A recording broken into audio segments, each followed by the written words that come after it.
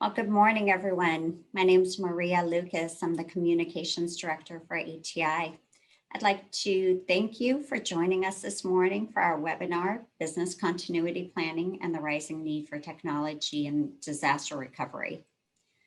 We've assembled a great group of panelists today that are going to share their expertise on the subject matter.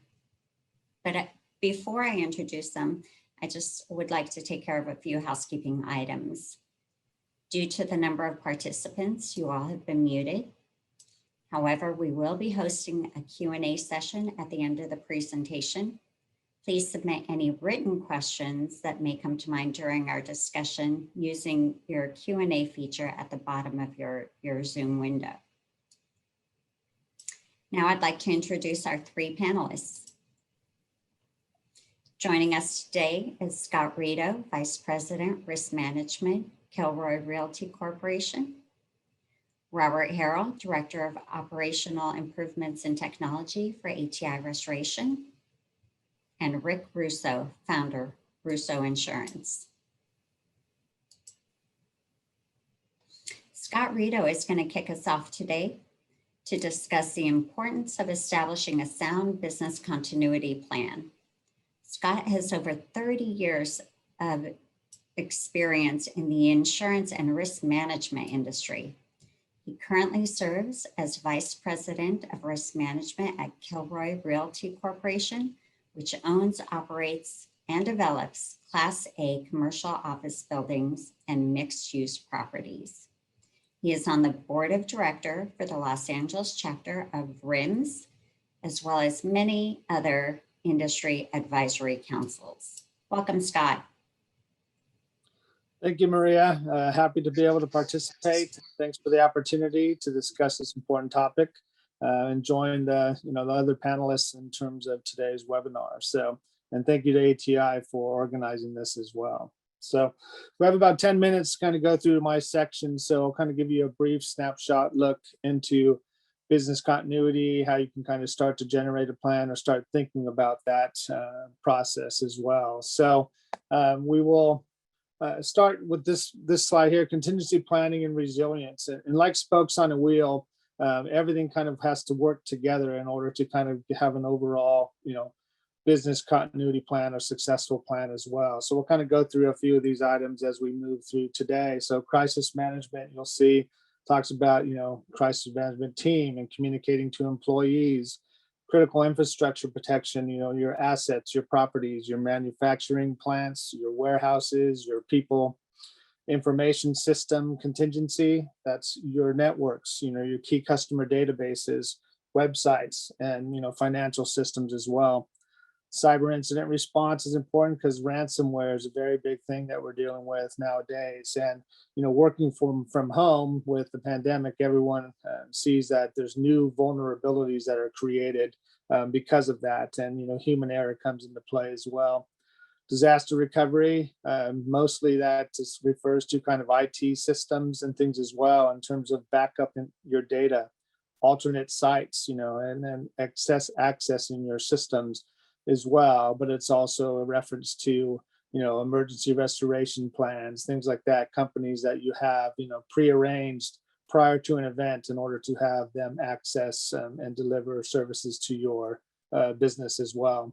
And then continuity of operations, really just continuing your business and how you can continue to operate. So that's kind of at least an overall game plan of what we'll kind of get into today. So the next slide, we're going to kind of talk about critical events that are with or without warning. So starting with wildfires, that's one thing that is affected certainly on the West Coast, California, Washington, Oregon. Kilroy operates in California and Washington, so we have that exposure and have certainly dealt with that exposure over the years. Next item is power outages, rolling blackouts, brownouts, things that you have, high winds. California experiences that as well. Texas has seen that with the polar vortex issues when the power goes out for long extended periods of time. So that's an issue that you can deal with. Next item is earthquakes. These come without warning and everyone's worried about when will the next one hit, when will the big one hit. So that's something that we really have to look at. Japan has experienced, recent earthquakes, and you've had the tsunamis and things like that that can come afterwards. So next item is hurricanes. Hurricanes are widespread areas, can be impacted. One good thing is you have several days warning typically, but the path of the hurricanes can change. So you can be all prepared and then it may change and not hit you at all. So something to think about as well. Next is polar vortex. This is something with, whether it's related to climate change or not. Everyone certainly has seen that this is an issue that has happened recently in areas that would never expect to have that type of issue. So Texas and some of the other areas saw this widespread power outage for one that resulted, but significant cold issues that have happened with freezing pipes, and things like that. So once that starts to thaw, then you have many issues on water that you have to deal with. The last is just COVID-19 pandemic, and this has affected the world basically. So this is a global pandemic for sure, long duration. It's happened over a year so far. And working from home, if possible, is something that you need to look at. But it's shutting down economies globally, and there's an uncertain recovery for sure. So the main objective of BCP is really to get back to business as usual. And that's, back to business is certainly the overall goal, but getting back to business is key. Things may look different. You may have to do things differently. The pandemic has certainly taught us that. And, the big question is, can your business adapt to what's happening?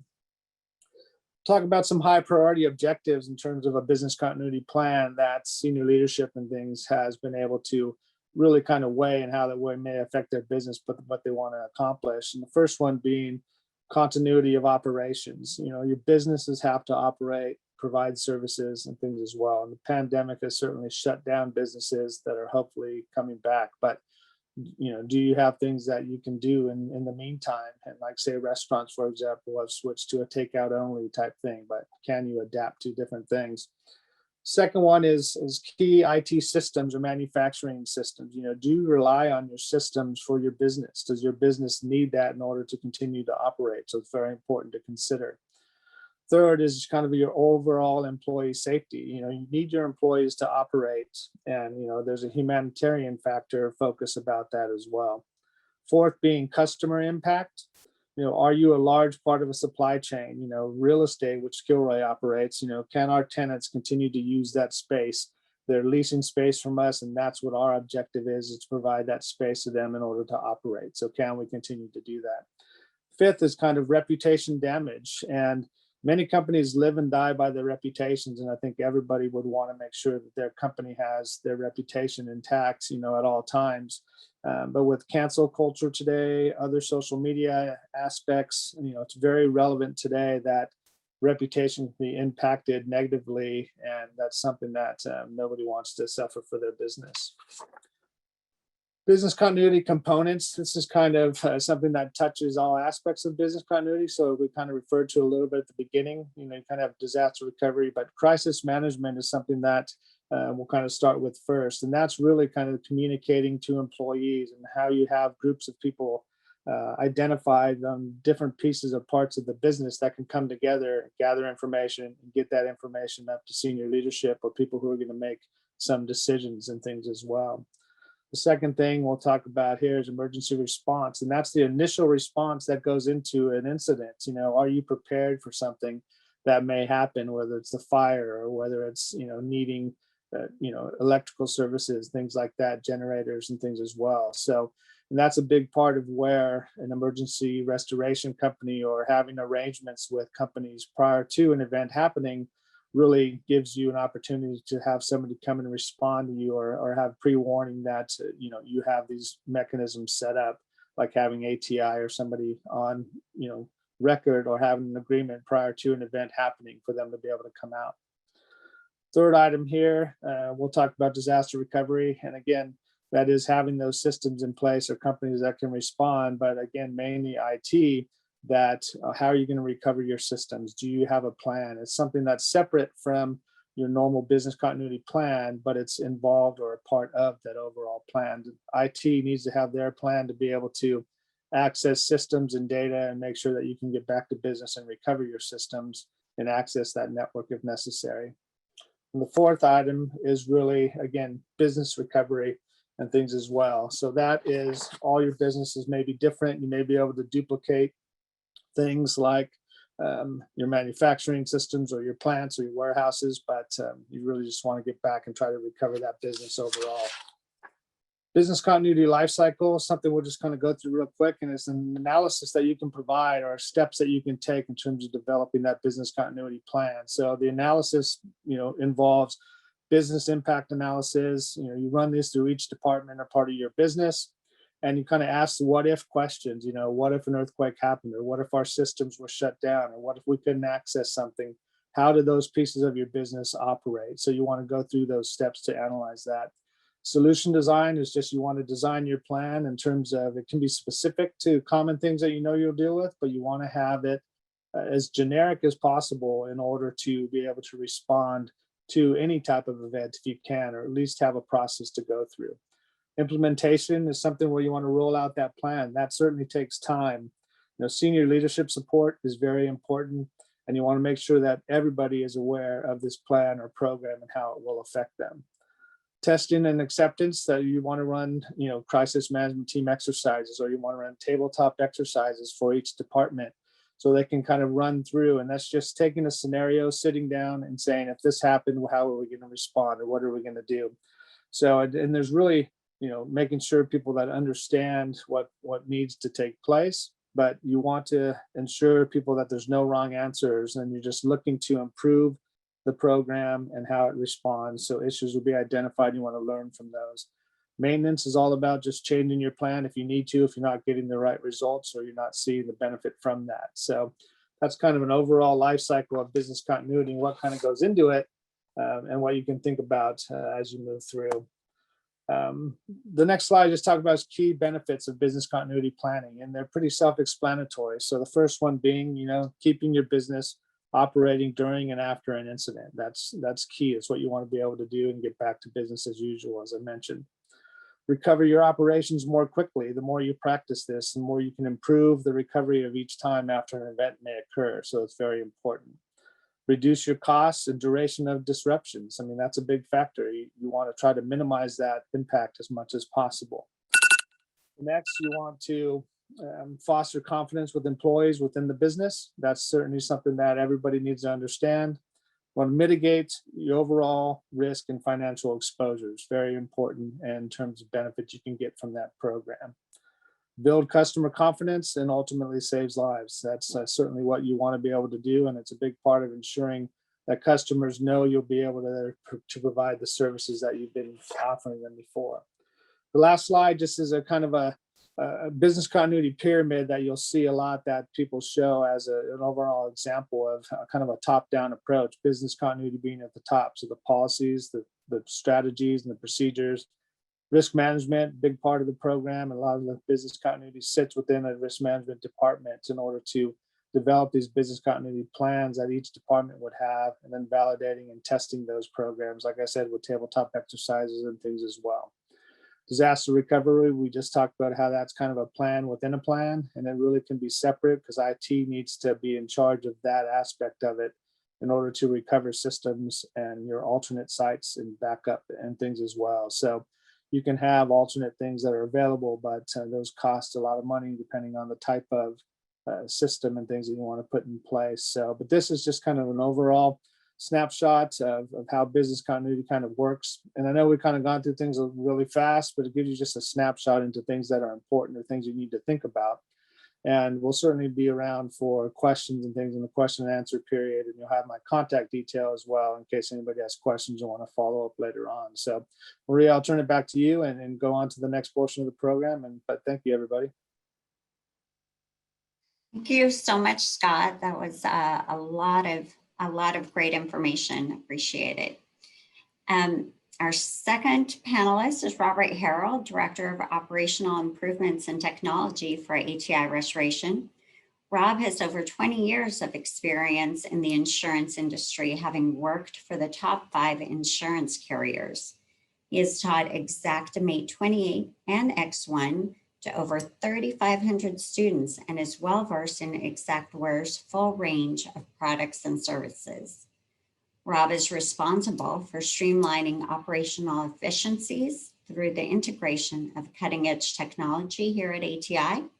He recently did a case study on the productivity of 3D property scanning and will be sharing his findings with us today. So I am going to stop sharing my screen so that Rob can show you some really cool stuff.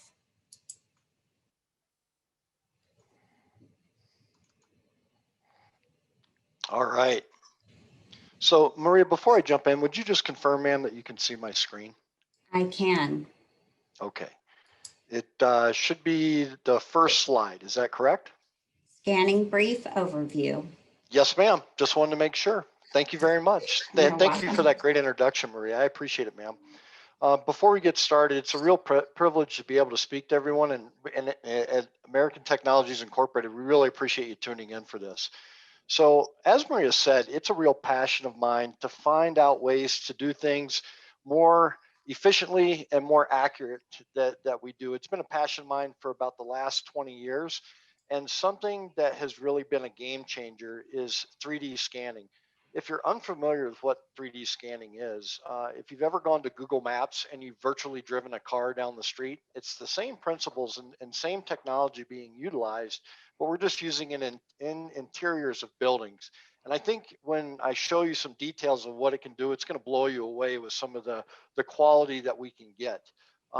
That being said, I also want to tie in what Scott was talking about as well, because this case study comes out of our Dallas polar vortex, and you're going to see the impact. A lot of people don't realize the impact of that storm, but you're going to see a slide in this presentation that'll kind of make you understand how big it was. And to Scott's point,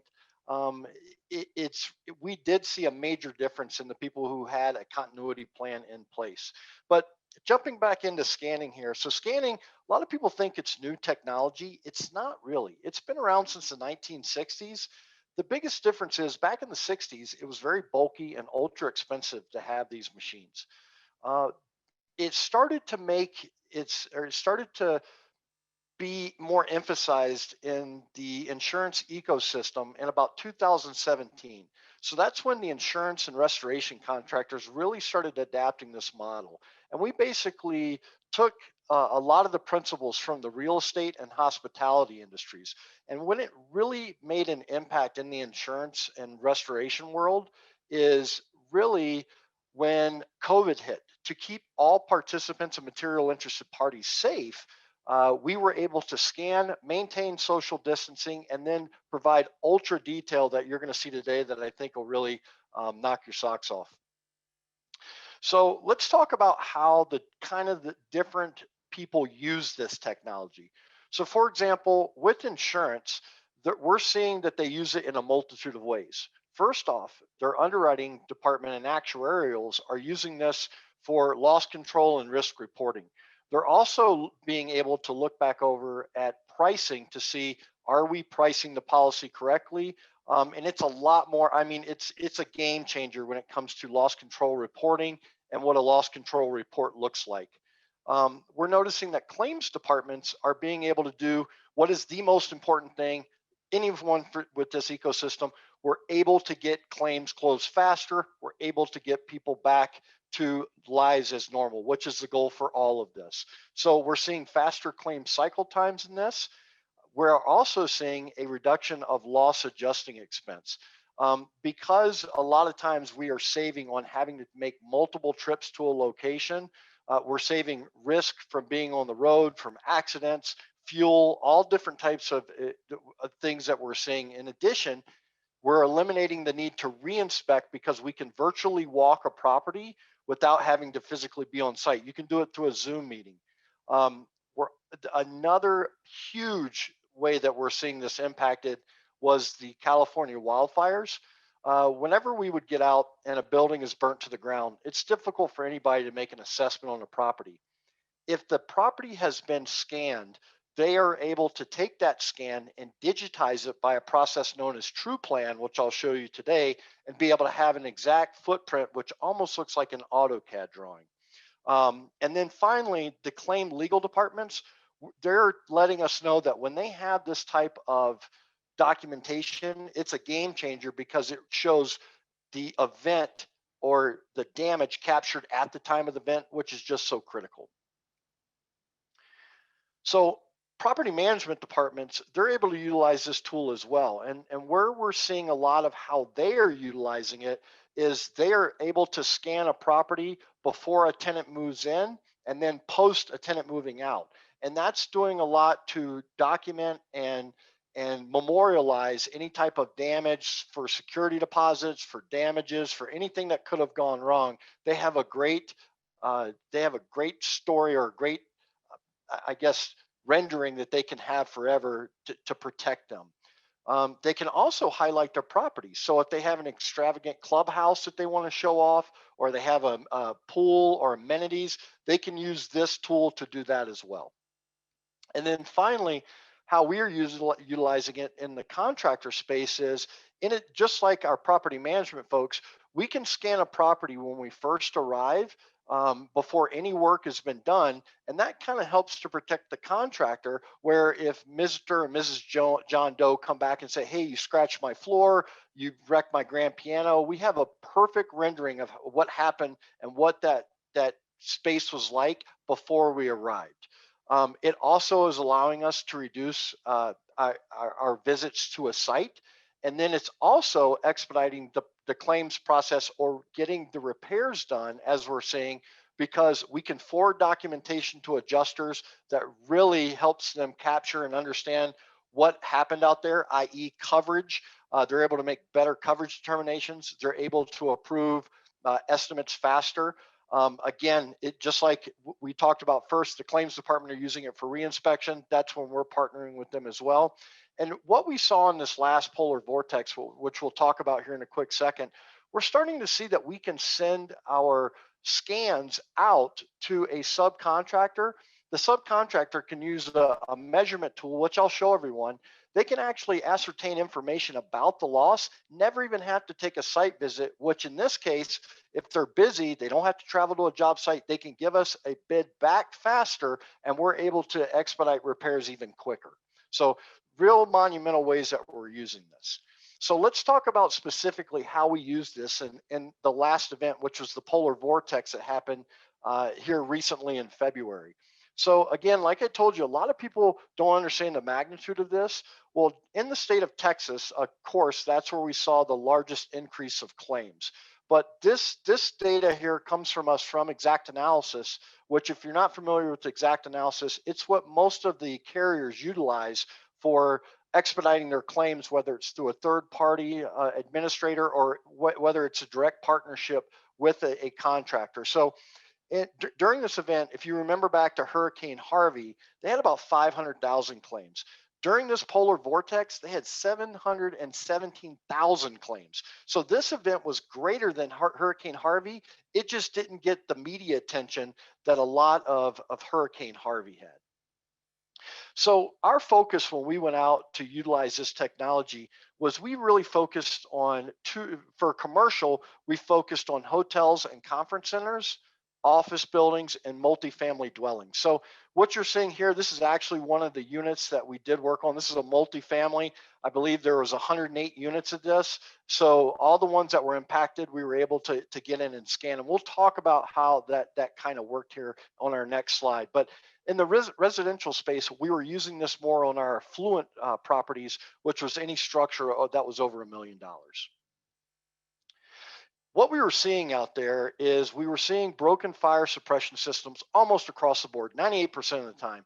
It was with a product called CPVC. It's more commonly known, the street term is called Blaze Master. It's that orange pipe you see there at the top, and that's an escotch from an actual fire suppression system that busted inside a hotel. Underneath that, you're seeing a copper pipe. The common terminology for this is called a fish mouth. What happens is a lot of people don't understand the physics. When something gets cold, it expands very controversially to where a lot of people think it constricts. And what happens is it can't take that pressure, and that's when you get the pop. So a lot of this was coming off of freezing temperatures and inadequate building insulation. So the biggest thing we learned when we were scanning, and you're going to see where all the rubber meets the road on our next slide, but we were learning that there was a lot of interest in the scans from property management firms, board members, tenants. So we let that, we allowed all of our spaces to be public so anybody could go in and look at those. We found that when we were doing this, there's additional complexities when we're working with multifamily residents. And that was, we have to let them know in advance we're coming. No one likes to be surprised, so we would let people know in advance that we were going to be scanning their apartment. And I'm going to show you a tool when we get into it that was a big feature, because everyone was always worried about, oh, it's going to take a picture of my face. Well, there's technology inside the camera. It blurs all faces, including photos that are on the wall. But one of the other challenges we had was anytime we were dealing with a hotel, they really wanted us only there on the weekdays because they were mostly booked up on the weekends.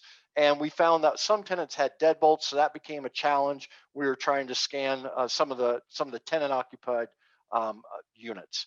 And then again, we found that if we had demolition completed, that's when we got our most impactful scans. So now, like I talked about, we're going to talk about where the rubber meets the road. And I'm going to show you inside the scan exactly where this photo comes from.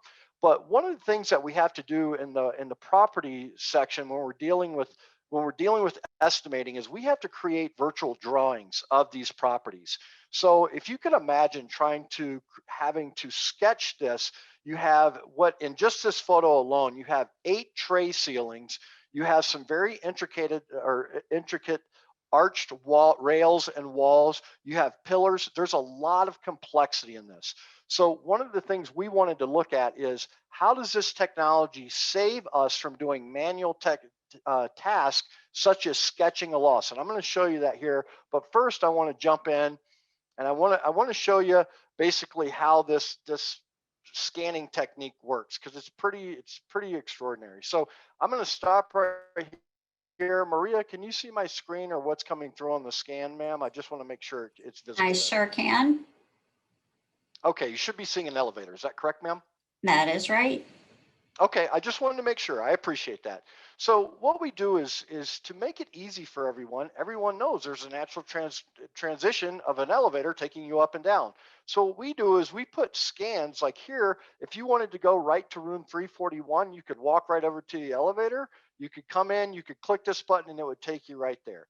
So again, just showing you, and I'm going to go a little quick and then I'm going to slow down here. So you'll notice have been blurred out. So for privacy reasons, whenever we have something, we can blur it out to maintain and the integrity and the proprietary, any type of information we want. We have the ability to go in and manually blur that. So I told everyone I was going to show you that picture. So this was the picture that you just saw. And here you can see it's in much greater detail. But I'm gonna again just quickly jump over because I want to show everyone the power of what these scans can do.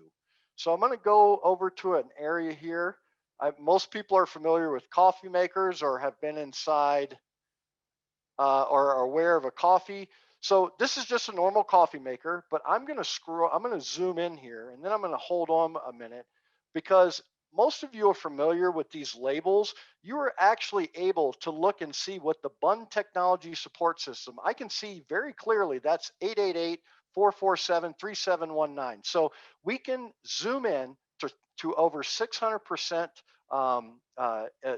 We can zoom in 600% with little to none pixelation loss. So just one other feature to show you here very quickly. Let's say we wanted to see how tall these cabinets were. There's a feature called a measurement tool. We can go over and just by using a virtual tape measure, we could figure out, okay, how tall are these cabinets? And we're able to quickly be able to measure anything in this space. We can zoom in, we can zoom out, and we're able to write complete repair scopes off of this technology and walk anywhere again. Again, this is a situation where we have blurred out some proprietary information on the screen. So it's very useful, but it's also very private if we want it to be. And then finally, we looked at how does this technology, how does this impact our people on the ground? And what we were able to find out is we were able to scan about 71 square feet per minute. It took us about 7 hours to scan this project. This project was 29,914 square feet. And then we did a study of how long it takes the average person to create a sketch. And if you're unfamiliar with the sketch, I'll bring one of those in. So this is the actual sketch of, and Maria, can you see this on my screen, the actual sketch, ma'am? I just want to make sure everyone Yes, we see. can. Okay, thank you, ma'am. I'm sorry to bother you, but Not a problem. this is a rendering of what I'm showing you now. And typically we had to manually go in and create this, and it takes a lot of time. So I just wanted to preface that or give you some sort of context here. So we found when we did a study that it takes about 21 minutes to sketch about 373 square feet if you use a laser tape, and about 24 minutes if you're using a conventional tape measure. Now, if we take this conversion over to this project, it would have taken someone 28 hours, 46 minutes to have sketched this, or using a laser tape, or about 32 hours, 58 minutes by using a tape measure. So on just this project alone, being able to convert this over to that true plan, which we can bring right into our estimating system, we saved this project director 3 days, 4 hours, and 58 minutes of sketching. And this project director in this storm had 10 projects. So essentially, again, it's all conversion, but we saved this project director 32 days, 1 hour, and 40 minutes of sketching, which in a catastrophe is monumental. So that's basically scanning in a nutshell. And Maria, I'm going to turn it back over to you, ma'am. Thank you. That was absolutely fascinating. So I am resharing my screen. I really appreciate all that insight. It's amazing how much time and money can be saved with technology. So finally, I'd like to introduce our third panelist, Rick Russo, founder of Russo Insurance Group. Rick established his company in 1984, and today his agency serves the insurance needs of hundreds of homeowner associations and commercial real estate and apartment owners throughout California, Arizona, Colorado, Nevada, and Utah. He has witnessed firsthand the benefits of proper insurance coverage and the unfortunate impact of the uninsured or underinsured. Today, he's going to discuss how improved claim reporting can mitigate loss. Rick, off to you. Ready? Well, good day, everyone. Home stretch here, so stick with me for a few more minutes. I think I'm like most of you when it comes to change. I've been in business 35 years, built a successful insurance agency. We have close to 1,000 commercial real estate clients. We have our own in-house designated claims coordinator that handles all the incoming claims as well as the ongoing claims. So needless to say, I was not seeking change. So how and why do I need new technology? So how can it help? How can it better serve our customers? Well, to understand that, first we must understand the claims process and the impact of reporting a claim late.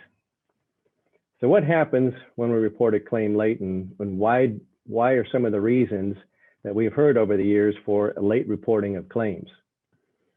So these are just some of the reasons we've heard over the years. Who do I call for immediate restoration services? If I have a fire or a broken water pipe in my building, should I turn in a claim with my insurance agent or do nothing and hope that the tenant takes care of it? Should I blame it on poor maintenance and deflect to someone else's problem? Will my premiums go up?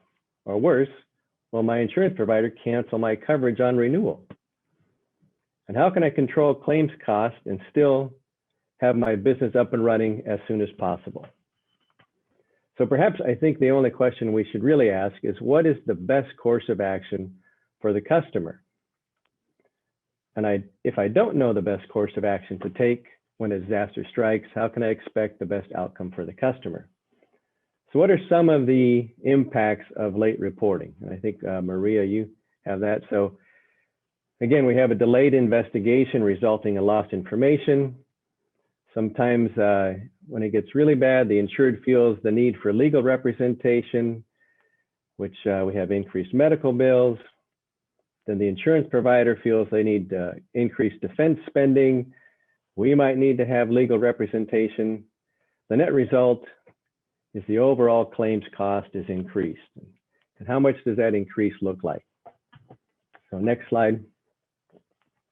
So you can see, you can take our average property losses over the past 3 years. This is from a major insurance provider, hovering roughly between $20,000 and $30,000.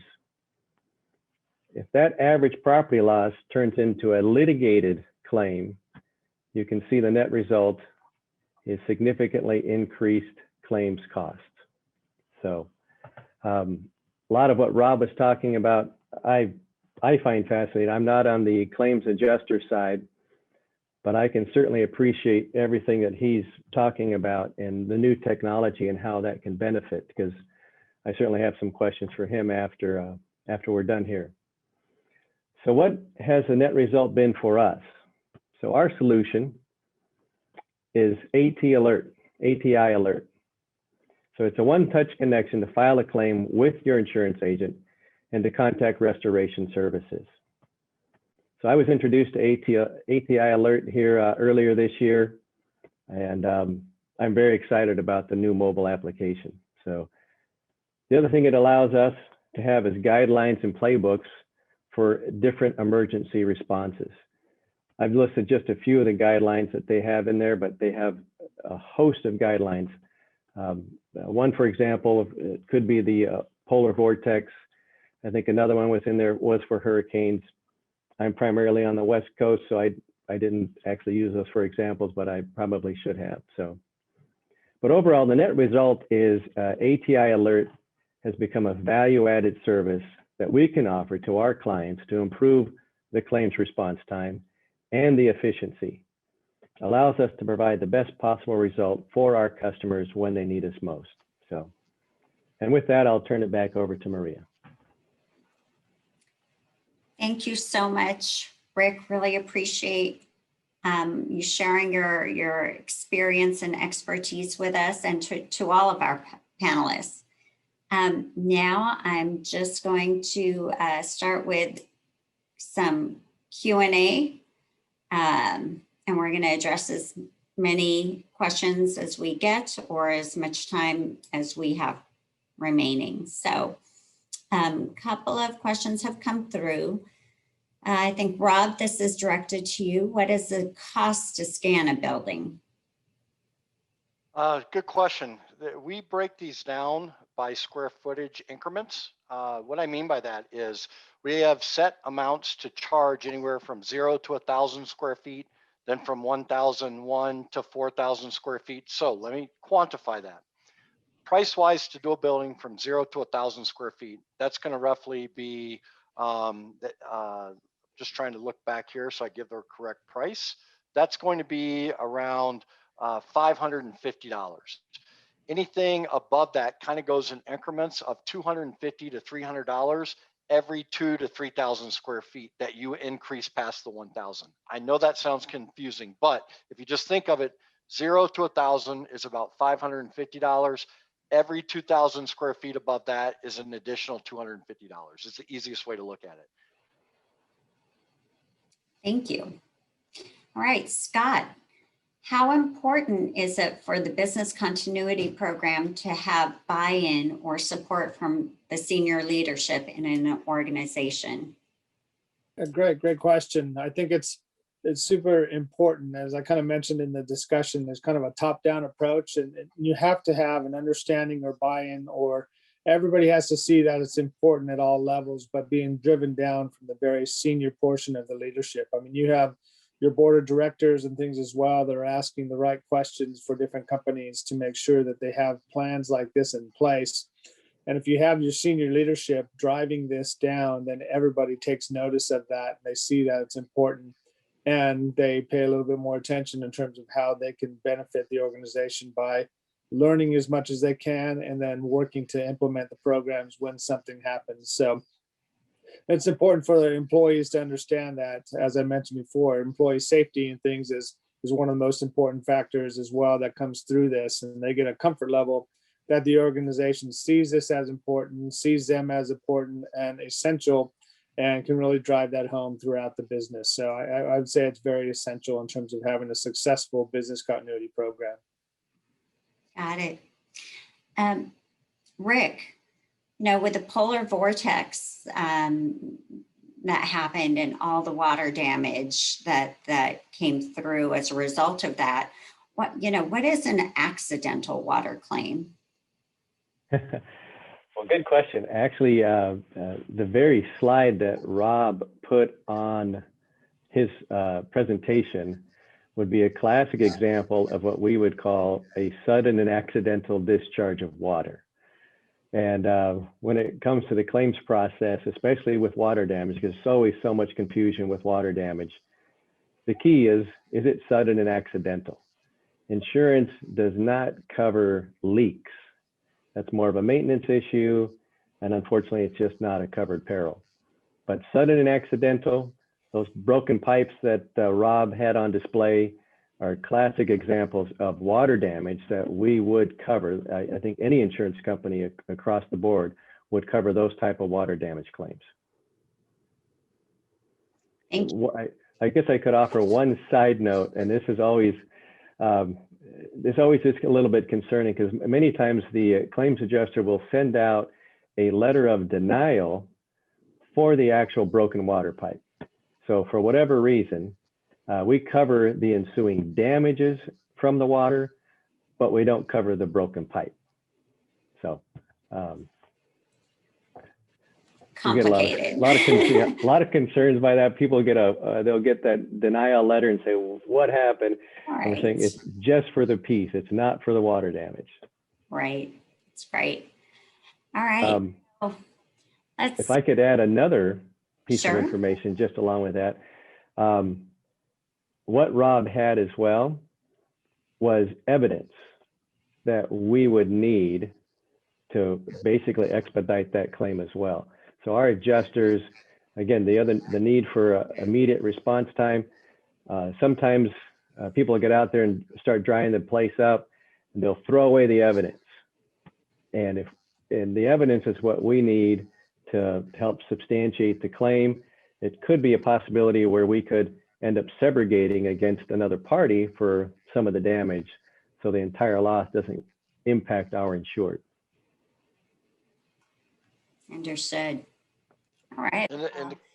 And so one of the things I'm doing here, Maria, just looking at some of the questions that are coming in, a lot of people are asking about the cost. So Yeah. one of the things that we were finding is, like, for example, the example I showed over there with the scanning and to get the AutoCAD drawings, or the true plan as it's called, it was right around $5,000. Now, the insurance carrier and their consultant picked up that charge because they saw they saw how important it was. So one of the things I'm going to take everyone back to, and I'm sure Rick can attest to this, is typically when an insurance carrier writes a new policy, they do a loss control, what's called a loss control inspection, and they get back a report. And that report's anywhere from $600 to about $1,000 for the carrier to get that done.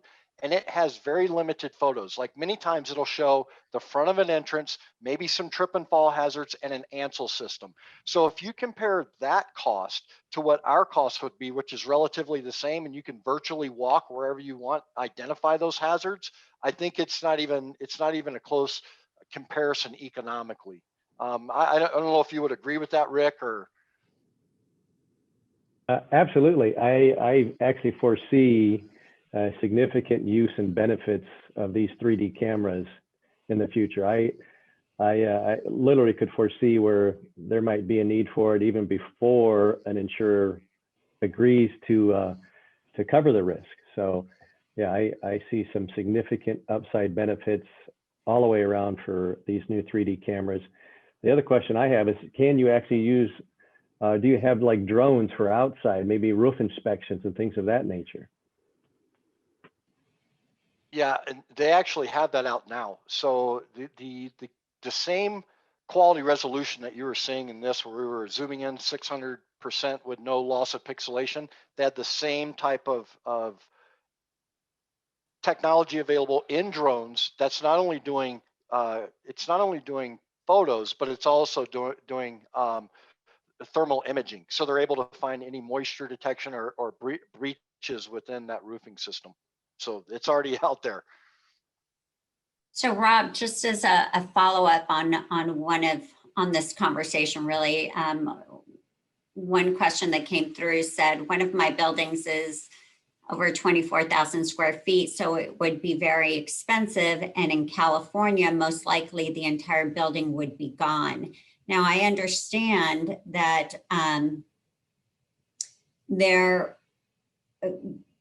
is tremendous benefit in having a building scan prior to a loss, to have almost as a documentation, right? So that should something catastrophic happen, you have that in your documentation that this was my building and these were all the contents inside of it. And, and really it would save everyone time, headache, stress, and just all sorts of difficulties in trying to piece together something rather than have this complete file that had everything already shown. Is that correct?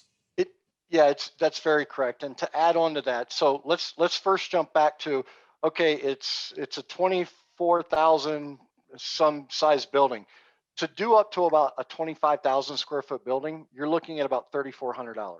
Okay, I understand that's a significant cost, but if you do the scan in advance and anything happens to that building, you have a perfect rendering of all the business personal property that was there. You have everything prior to the event happening, and should any, God forsake, any type of peril happen, such as a fire that totally destroys the building, you can get a 100% exact model of that pulled into the estimating system that, again, 96% of all the carriers use. That is so monumental, because without that, someone has to go out and try to piece together by using bottom plates where the walls were, where different things were. So you're probably, even though again it's $3,400, you're probably going to pay $7,000 and go through a ton of heartache and challenges to get that rendering rebuilt from ground zero off of. It's very difficult to do. I've done it a number of times, and I would have prayed for having a system like this in place during the last California wildfires. Scott, how many people should typically be on a crisis management team? Good question. It certainly varies from organization and things as well, but you've heard the saying before, too many cooks in the kitchen. Sometimes that plays out here as well. So I would say you would want to have somebody from at least the major portions or silos of your business. So anybody who can impact from accounting, from operations, from from safety, from procurement, different portions of your business that would add value or that people would look to gather information during a crisis event or trying to get back into place. And I want to make it clear that people understand that the crisis management team is not something that runs your business during a crisis and things as well. A lot of people look back and go, well, the crisis management team is going to be running the business during this incident. And it's like, no, that's not the case. They're there to gather relevant information and be able to put that together and analyze that and get that information to the senior leadership of the organization, who can make decisions and make factual decisions based on information that they have. So you want to have at least a good portion of your business, some of the, the senior people within those portions of the business who are managing that, participate in the crisis management team in order to be able to gather information from their part of the business that they can feed into the organization and communicate that upward. Perfect. All right. Rick, do you feel like the ATI alert ATI Alert app will help your customers streamline the process for filing claims.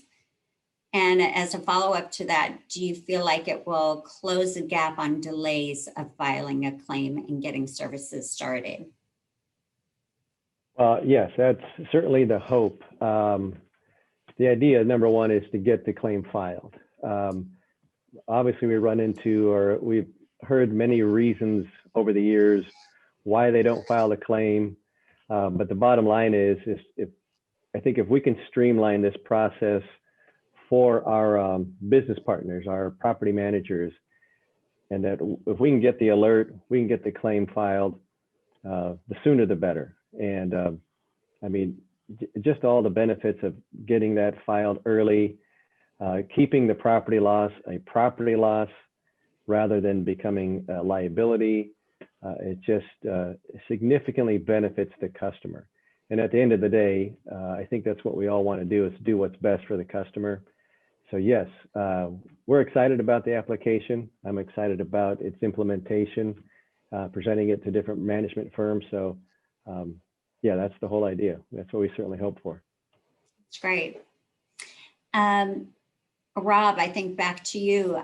Do you discount for multiple buildings? So if somebody had this person has 34 properties and most of them are apartments, is there kind of like a group discount for scanning? That's definitely, yeah, we would look at pretty much because there's so much, I guess, uniqueness in every project. We would definitely look at probably doing any type of a discount if there's multiple units. Because again, we want to partner with people. This is a partnership. So we want to make sure that we're being fair to both economically and with our services that we possibly can. Absolutely. Got it. And one more question for Rob. So what is training like to become a, true plan expert or 3D scanning expert? Yeah, that's a great question. That process. Yeah, so the way I was trained is we had the camera set up, and basically you have a camera, you have an iPad or some sort of capture device. 90% of the time, people use iPads. My training consisted of walking in, had a camera on a tripod, and somebody handed me the iPad and said, "See that button that says capture? Press that button." And then I pressed it and they said, "Okay, you're trained." Now, all kidding aside, we just trained 5 of our technicians in the Dallas-Fort Worth area, and each one of those trainings, they were all done separately, but within an hour, they were all very proficient and knew a lot of the tips and tricks on how to scan. So even though it's extremely impressive, the ability to utilize this technology is very easy. And we have time for one more question. This is directed at you, Scott. Is there any special equipment that is utilized as part of Kilroy's business continuity plan, or CMT?